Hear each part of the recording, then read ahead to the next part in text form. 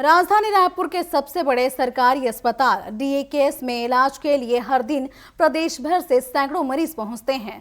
मरीजों के साथ उनके परिजन भी कई दिनों तक अस्पताल परिसर में रहने को मजबूर होते हैं, लेकिन जिन परिजनों को राहत देने के लिए धर्मशाला बनाई गई थी, वहां इन दिनों ताला लटका हुआ है। नतीजा ये कि दूर दराज से आए लोग तपती धूप, बरामदों और खुले आसमान के नीचे समय गुजारने को मजबूर हैं। इलाज की चिंता के साथ ही रहने और आराम की परेशानी ने मरीजों के परिजनों को मुश्किलें और बढ़ा दी हैं। इस पर देखिए हमारी एक खास रिपोर्ट। प्रदेश के अलग अलग जिलों और दूर दराज के गांवों से मरीज इलाज की उम्मीद लेकर डीकेएस अस्पताल पहुंचते हैं। मरीज के साथ आने वाले परिजन कई दिनों तक अस्पताल परिसर में ही रुकते हैं। भीषण गर्मी के बीच तपती दोपहरी में लोग टीन के शेड के नीचे जिंदगी गुजारने को मजबूर हैं। मजबूरी का आलम यह है कि छोटे बच्चों को लेकर इस लू भरी गर्मी में कई दिनों तक लोग रह रहे हैं और उनकी सुध लेने वाला कोई नहीं है।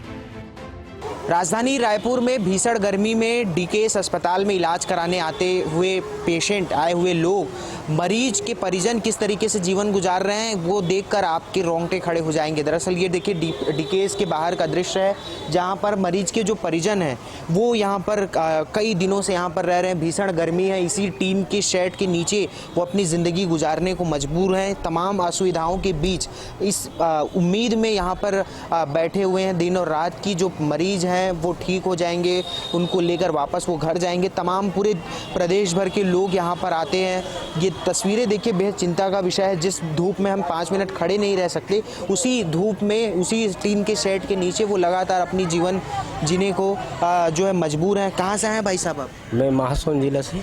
इलाज के लिए आए? हाँ। हो रहा है इलाज? हो रहा है। हो रहा है। हाँ। तो यहाँ पे यहीं पे रहते हैं कितने दिन से? अभी 5वां रोज हो गया है। गर्मी नहीं लगता? गर्मी तो लगता है भैया, तो दिक्कत होता है? दिक्कत होता है। कैसे करते हैं फिर? अब क्या करोगे, धूप के बैठे रहते हैं। कपड़ा खाने के लिए यहाँ मिलता है ना, खाने के लिए मिल जाता है। हाँ। बस रहने का दिक्कत है, रहने के है। नहाने वाने का ऐसे दिक्कत तो नहीं है, नहाते हैं। हाँ। कैसे अम्मा, गर्मी लगता है? पूरा गर्मी लगा थे बाबू, गर्मी तो लगा थे। अब मरीज है हमारे एसी में, ऑपरेशन हो है। अब रायगढ़ लाए हैं। अब जब एसी से निकल ही, अब कहाँ भर्ती करी थे, अब का पता बाबू। इकरा खाना देते हैं, इकरा सूता था, क्या करना। हाँ, गर्मी में दिक्कत होता है ना।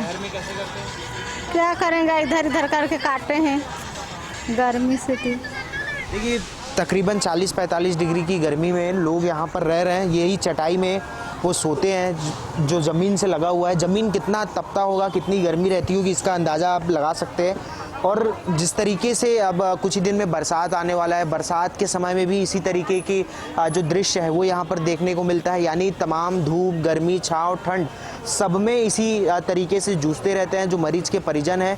ये तमाम जो तस्वीरें हैं ये बेहद चिंता का विषय है, क्योंकि जिस तरीके से यहाँ पर डीकेएस अस्पताल में धर्मशाला भी बनाया गया था, लेकिन उसकी उपयोगिता नहीं हाल फिलहाल में। ये देखिए छोटे छोटे बच्चों को लेकर यहाँ पर आए हुए हैं तमाम जो लोग हैं। देखिए तमाम जो लोग हैं वो अलग अलग समस्याओं को लेकर यहाँ पर पहुँचे हुए हैं, लेकिन जो दृश्य है बेहद चिंताजनक है। छोटे छोटे बच्चों के साथ यहाँ पर रह रहे हैं। अब इसका क्या समाधान हो सकता है, ये जो है बेहद चिंता का विषय जो है बना हुआ है। डीकेएस अस्पताल परिसर में मरीजों के परिजनों की सुविधा के लिए बनाई गई धर्मशाला पर इन दिनों ताला लटका हुआ है। धर्मशाला बंद होने की वजह से दूर दराज से इलाज कराने पहुंचे मरीजों के परिजनों को भारी परेशानी का सामना करना पड़ रहा है। स्वास्थ्य मंत्री श्याम बिहारी जायसवाल ने इस मामले को लेकर कहा कि उनके संज्ञान में विषय है और इसकी जानकारी जुटाकर व्यवस्था को बेहतर बनाने का प्रयास किया जाएगा। साथ ही में कहा डीकेएस परिसर में मरीजों के परिजनों के लिए CSR मद से सर्व सुविधा युक्त भवन निर्माण कराने की भी बात कही है। वहीं कांग्रेस ने इसे सरकार की लापरवाही करार दिया है। कांग्रेस का कहना है कि प्रदेश के सबसे बड़े सरकारी अस्पताल में दूर दराज से आने वाले लोगों को 45 डिग्री की भीषण गर्मी में खुले में रहने को मजबूर होना पड़ रहा है, जो व्यवस्था की संवेदनहीनता को दर्शाता है। अभी कुछ दिन पहले आप लोगों के ही माध्यम से बातचीत आई थी, तो हम लोग उस पर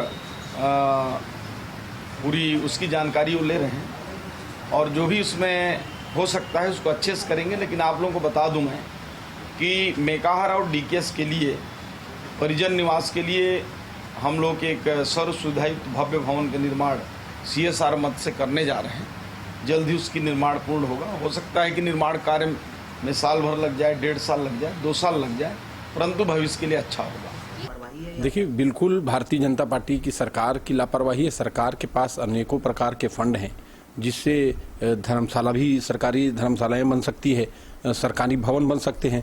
मेकाहारा राज्य का सबसे बड़ा हॉस्पिटल है। प्रदेश में अंबिकापुर से कोंटा सरगुजा से लेके बस्तर तक सभी मरीज कहीं ना कहीं यहाँ पर आते हैं और वहाँ पर उनको कैसे सुविधा देना। 44, 46, 45 डिग्री गर्मी है।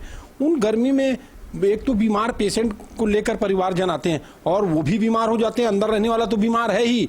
जो धर्मशाला पहले अग्रवाल समाज ने या जिन लोगों ने दान दिया उसको अच्छी तरीके से और उसको सरकारी व्यवस्था लगाकर, सरकारी तंत्र लगाकर उसको ठीक किया जा सकता था।